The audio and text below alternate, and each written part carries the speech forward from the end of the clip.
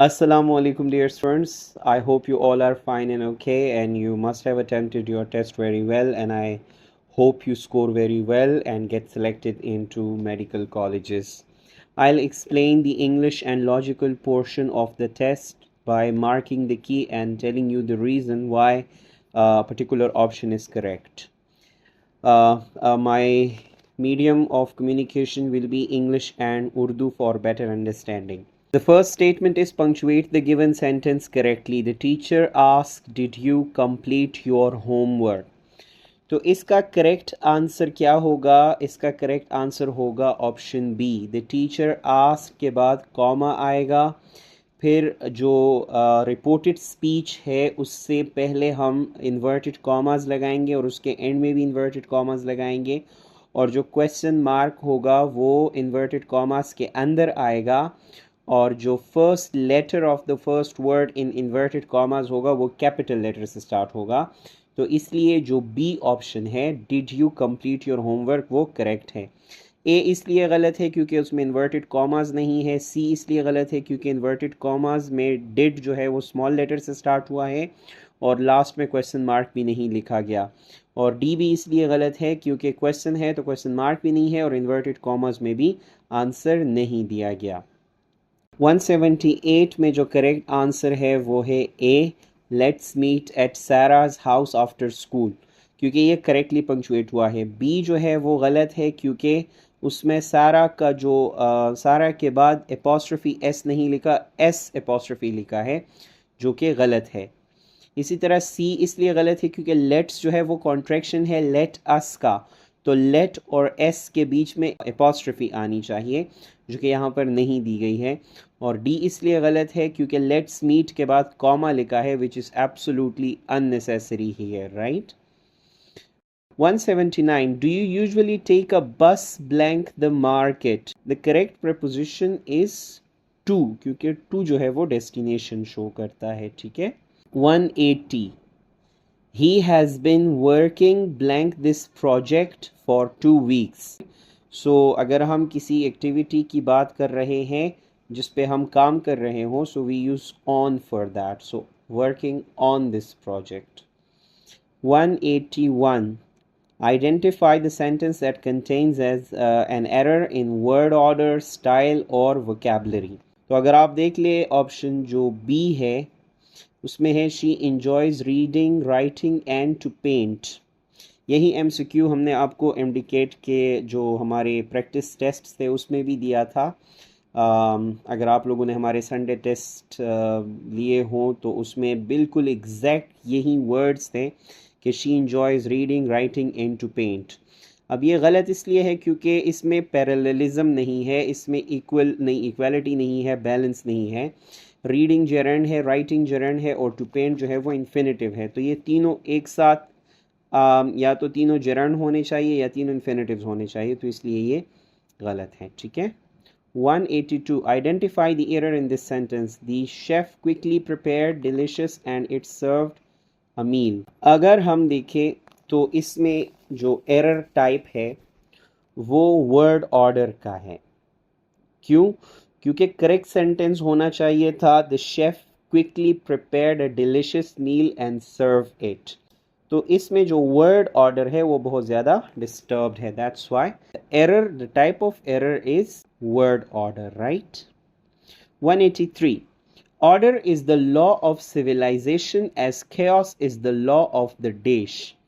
The most appropriate word to fill in this is, so इसमें आना चाहिए D, wilderness, right? chaos जो है वो अक्सर wilderness की कॉन्टेक्स्ट में यूज़ होता है।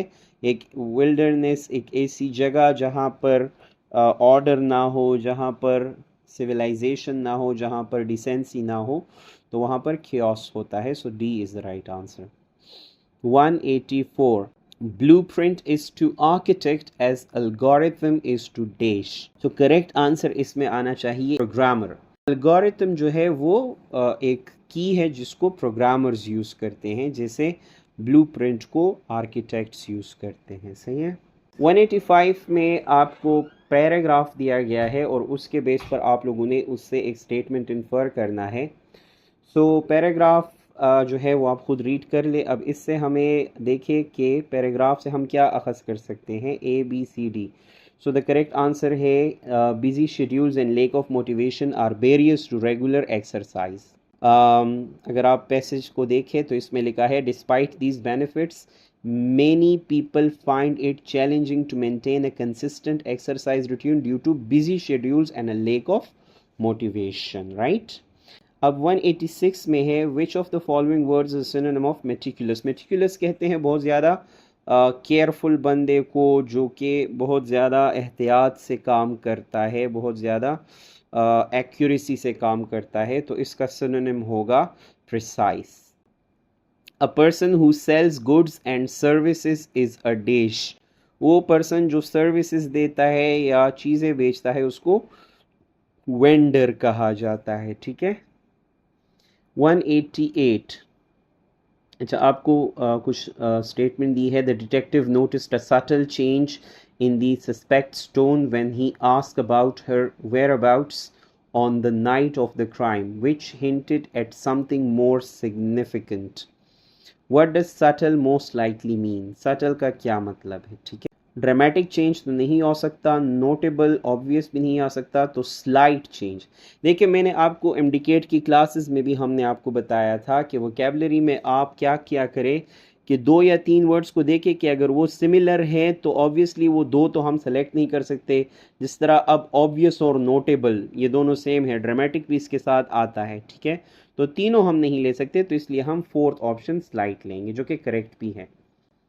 इसी तरह despite the complicated situation she remained blank calmly assessing her options before deciding.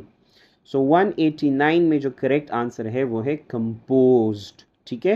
Compose का मतलब होता है काम, कंट्रोल, जो कि इस कॉन्टेक्स्ट में बिल्कुल ठीक आ रहा है। 190 find the synonym of elated. अच्छा यहाँ पर भी वही तरीका, वही ट्रिक अप्लाई करनी है जो मैंने आपको क्लासेस में बताई थी कि अगर आपको 4 ऑप्शंस दिए हैं तो उनमें से 2 या 3 ऑप्शंस को देखें कि क्या वो सिमिलर हैं मीनिंग में या नहीं। तो देखिए कंफ्यूज्ड और नर्वस ये सिनोनिम है एक दूसरे के, बिल्कुल सिमिलर मीनिंग के हैं। फिर डिसअपॉइंटेड भी इन्हीं के साथ आता है, तो ये तीनों तो हम नहीं ले सकते। So obviously we will take overjoyed, क्योंकि इलेटेड का मतलब होता है बहुत ज़्यादा खुश, overjoyed. 191, choose the sentence with the correct tense and sentence structure. He is going to the market yesterday. देखिए he is going future है तो yesterday तो गलत हो गया। I had been waiting for the bus and it arrives. अब past है और present को mingle किया है तो ये भी गलत है। She will finish her homework before she went to bed. अब will future है, went past है तो ये भी गलत है। They were playing football when it started to rain is obviously correct, ठीक है, क्योंकि past continuous एक ऐसा action शो करता है जो continue होता है और बीच में दूसरा action हो जाए। 192 choose the correct sentence. So 192 में जो correct answer है वो है C. My father was talking to his friend on mobile phone when I fell from the bicycle. ठीक है, when I fall, A में fall आया है जो कि present है तो गलत हो गया। B, my father is talking to his friend on phone when I fall from the bicycle is absolutely wrong, ठीक है। इसी तरह D, my father was talking to his friend on mobile phone when I am falling, तो past और present को mingle किया है जो कि गलत है। Choose the correct sentence. So 193 में जो करेक्ट सेंटेंस है वो है C, she didn't know about the surprise party. She didn't knew गलत है ए में, क्योंकि डिडंट के बाद पास्ट फॉर्म नहीं आना चाहिए। शी हैजंट के बाद नोन आना चाहिए, जबकि यहाँ पर न्यू है तो गलत है। And she didn't know, she doesn't knew does not make any sense, right. So C is the correct answer. And 194 is after she blanked the stairs, her heart almost gave out from exhaustion. After she had climbed the stairs, her heart almost gave out from exhaustion जो है वो correct answer है, क्योंकि past perfect आना चाहिए past simple tense के साथ।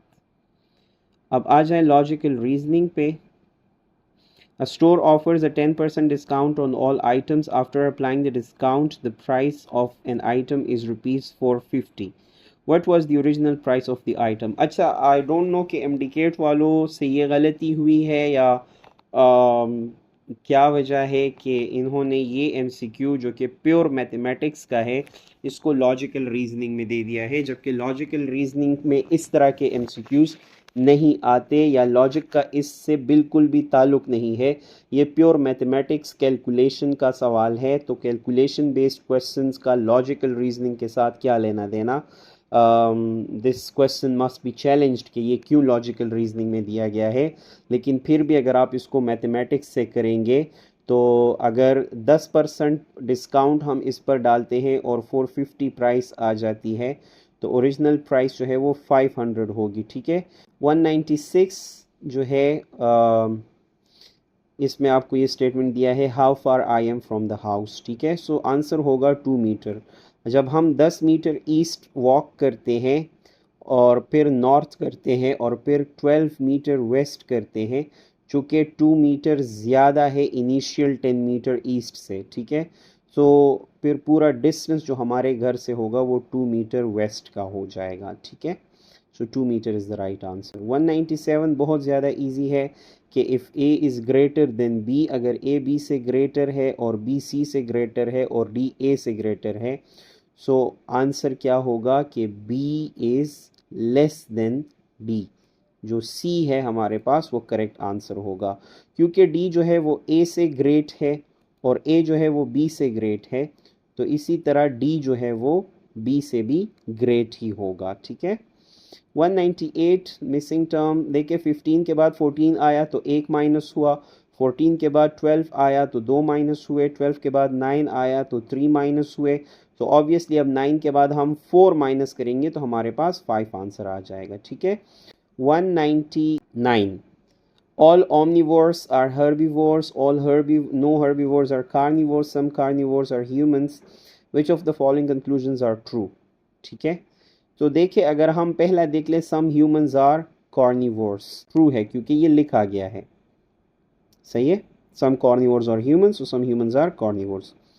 अब two no carnivores are omnivores, ये भी ट्रू है क्योंकि all omnivores are herbivores and no herbivores are carnivores. Right, 3 जो है वो गलत है, some omnivores are carnivores, because no herbivores are carnivores and all omnivores are herbivores. So इसमें सिर्फ 1 और 2 जो है वो करेक्ट है, तो ए जो है हमारा करेक्ट आंसर हो गया।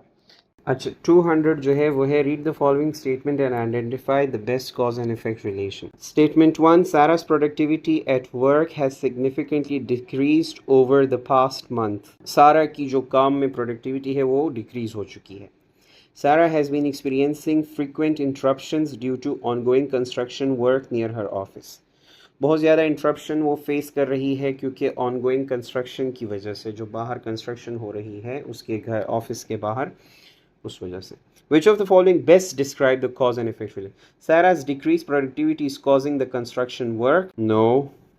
The ongoing construction work is causing Sarah's decreased productivity। बिल्कुल ये सही बन रहा है क्योंकि फ्रीक्वेंट इंटरप्शन हो रही है बाहर से, जिसकी वजह से उसकी काम में रुकावट आ रही है। Sarah's productivity was already decreasing before the construction।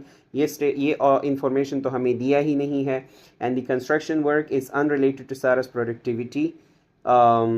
फिर मेंशन क्यों हुआ है अगर अनरिलेटेड है। ठीक है, so that's why B is the correct answer. Thank you very much, good luck.